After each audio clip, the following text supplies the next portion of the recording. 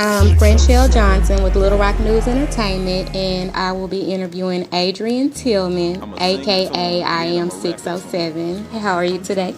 I'm alright. Hey, Mr. Tillman, what inspired your stage name? 607 is just a number that kept coming up in my life, and so I just ran with it and made that the number. One of the shorter definitions is I'm the product of my environment, and that's the square root of my barcode. It's just a lot of nerd shit. Okay, how long have you been rapping? Man, I started rapping when I was about 10 years old, but I put out my first album in the 12th grade in 1997. But I dropped out of college in 2000 and started pursuing it full time. Does anyone else in your family rap?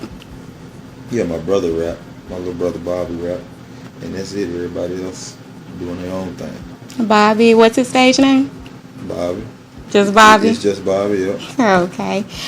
Do you play any instruments? Yeah, I play a few instruments. I mess around on them. I'm not a master at any of them, but I'm alright at the cello, mess with the baritone ukulele, the banjo, lead guitar, bass, so on and so on.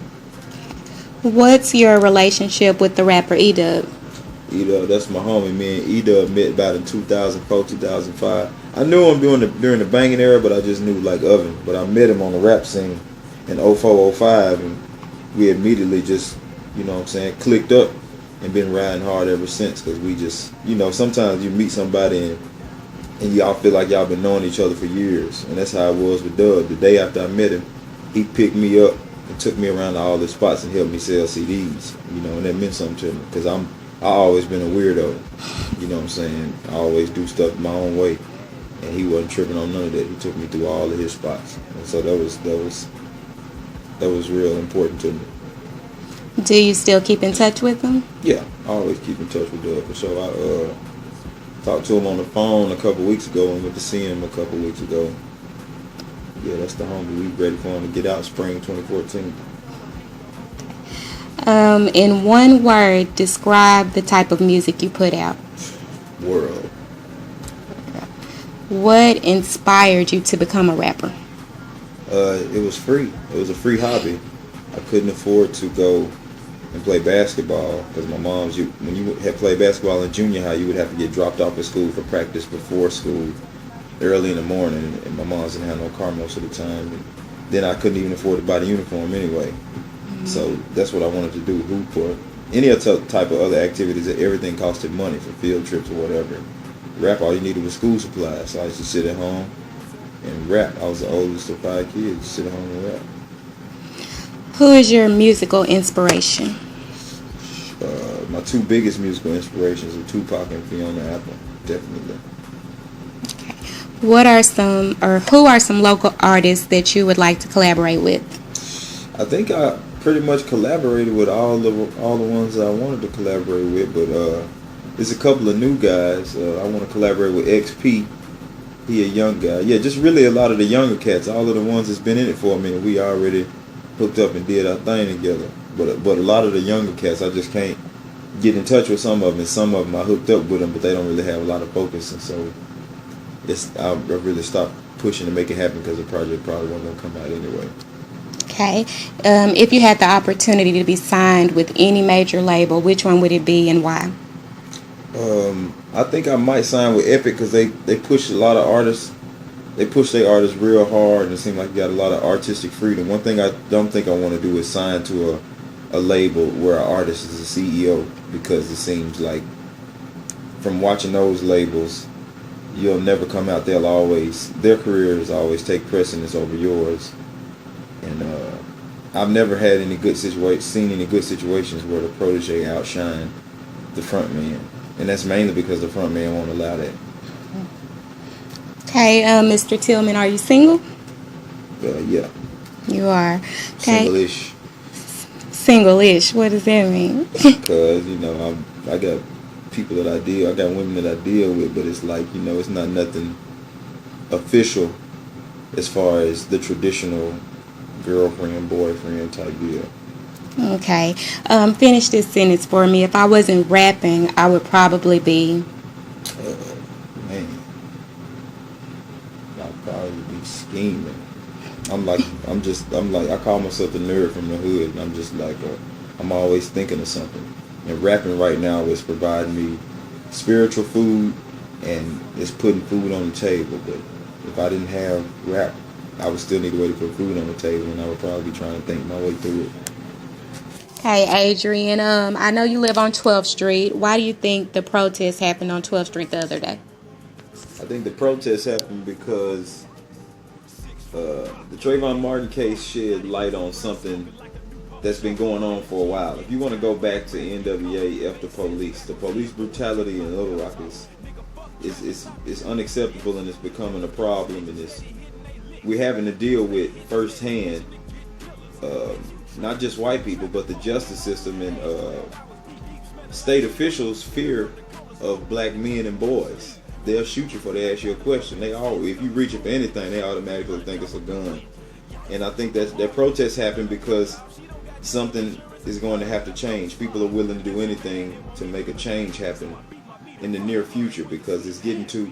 I remember back in the day when the gangbanging was going on, it was gangsters getting killed, and they chose that lifestyle. So it's messed up that they gone, but they knew what they was doing. But nowadays you got, young boys getting killed. You got ducks getting killed. Just people who don't bother nobody. They just go to work, feed their family, and come home. And they still getting killed just because people play like they so scared of them, and that's a shame.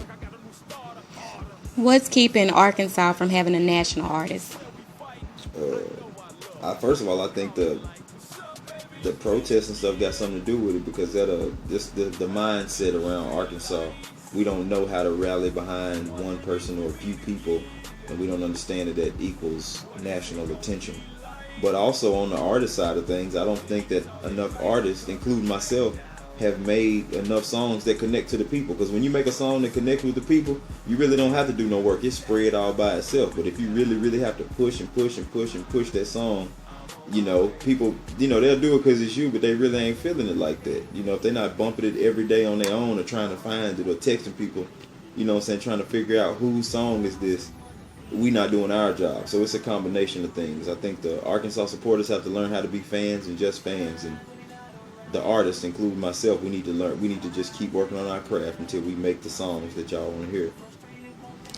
Where do you see the scene in the next 5 years? In the next 5 years, this scene will be wherever. The scene in 5 years will be a reflection of our work, because if we keep working and keep getting better, then the scene is going to be in a good place. Because right now, the internet made the whole world small. And it's numbers that the nationals are watching. You don't have to go to California now. If you get about 300 spins and sell 30,000 cumulative units of anything, they coming for you. Because Media Base and BDS track the radio spins, and if you sell something and make the Billboard charts and consistently sell albums, they coming for you. They watching. They already know who I am. They haven't come for me yet because I haven't done enough. My numbers ain't high enough, and that's also a good thing, because since my numbers ain't high enough, I wouldn't have any leverage anyway. And when you don't have leverage, you get a sorry deal, and you might as well go work at the UMS towel room or something. So I think the scene in 5 years is going to be wherever we want it to be, depending on how much we work and how much we come together. Because the thing is this, Jay-Z said it recently in an interview, having one person coming out of a scene is never going to be enough. We need 2 or 3 or 4 or 5 E-dubs. 2 or 3 or 4 607s, a whole bunch of people that's successful, in order for people to start paying attention to us. And that's what I'm pushing for. Okay. What's the name of your album, and how can we get in contact with you? Well, the name of the latest album is Yike Life. It came out last Halloween. This Halloween, a new album, Nerd from the Hood, is coming out. And you can get in contact with me, iam607.com. Twitter, iam607, Instagram at iam607, Reverb Nation, iam607. I mean, just if you enter that, you go on YouTube and Google 607 rapper, and my channel will come up. Just that's how. If you can't reach me that way, you ain't trying, because boy, all is connected. Okay, thank you for taking the time out with me to do this interview. My name is Frenchelle Johnson, and this is Little Rock News Entertainment.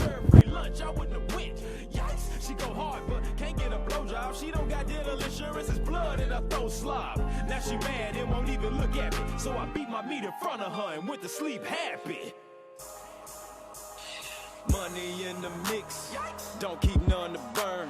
Stunting for them youngins, you'll be broke by the time you learn.